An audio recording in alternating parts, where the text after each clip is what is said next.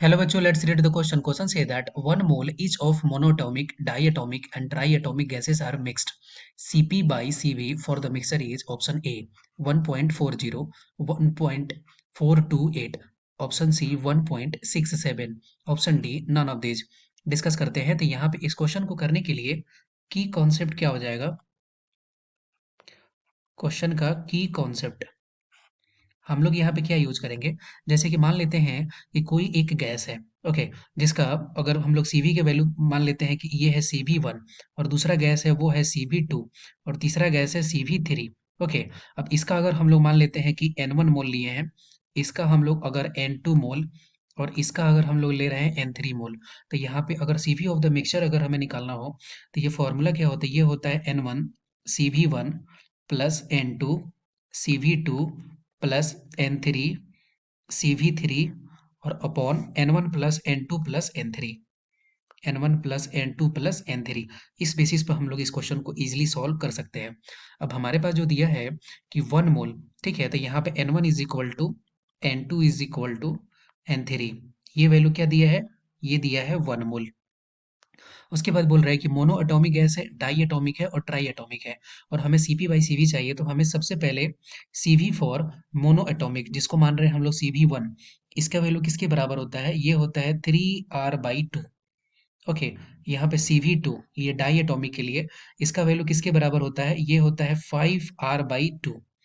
और यहाँ पे CV3 का वैल्यू क्या हो जाएगा? यहाँ से 6R/2, 6R/2। ये हो गया सीवी का वैल्यू। यहीं से हम लोग निकालेंगे, फिर हम लोग सिमिलरली निकालेंगे सीपी का वैल्यू। तो यहाँ पे लिख लेते हैं CP1। CP1 का वैल्यू, क्योंकि हमें पता है कि सीपी और सीवी के बीच में रिलेशन क्या होता है? ये रिलेशन होता है कि CP minus CV and this is equal to R। अब अगर CV पता है तो CP क्या कर सकते हैं? R माइनस 3R/2 कर देंगे यहाँ से, सॉरी R प्लस 3R/2 कर देंगे। तो यहाँ से अगर हम लोग कैलकुलेट करेंगे तो यहाँ से CP1 का वैल्यू क्या आ जाएगा? ये आ जाएगा 5R/2। यहाँ से CP2 का वैल्यू क्या हो जाएगा? CP2 is equal to 7R/2। और यहाँ से CP3 का वैल्यू हो जाएगा क्या? यहाँ से हो जाएगा 8R/2। अब इस वैल्यू को हमें पुट कर देंगे, पुट करके इस क्वेश्चन को सॉल्व कर सकते हैं। तो अगर हमें अगर CV फॉर मिक्सचर चाहिए, अगर CV फॉर मिक्सचर, तो ये वैल्यू क्या होता है? N1 into CV1। तो ये हो जाएगा N इंटू CV1 का वैल्यू क्या था? ये था 3R/2 plus 1 into 5R/2 plus 1 into 6R/2 और अपॉन में क्या हो जाएगा? N1 plus N2 plus N3। तो ये वैल्यू हो जाएगा 1 प्लस 1 प्लस 1। जब हम लोग इसको सॉल्व करेंगे तो ये वैल्यू कितना हो जाएगा? 3R plus 5R, 8R plus 6R, 14R upon 2 into 3। ये आ गया CV फॉर मिक्सचर। अब यहाँ से CP फॉर मिक्सचर अगर निकालें हम लोग, तो सिमिलरली हम लोग क्या लिख सकते हैं? 1 into 5R/2 plus 1 into 7R/2 plus 1 into 8R/2 और अपॉन में क्या हो जाएगा? अपॉन में हो जाएगा 3। जब इसको हम लोग सॉल्व करेंगे तो ये वैल्यू कितना हो जाएगा?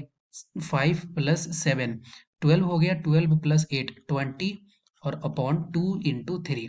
अब हमें चाहिए क्या? हमें चाहिए CP upon CV for the mixture. CP upon CV for the mixture, तो ये वैल्यू क्या हो जाएगा? ये हो जाएगा 20/6 डिवाइडेड बाई यहाँ पे R। और यहाँ पे क्या हो जाएगा? ये हो जाएगा 14R/6।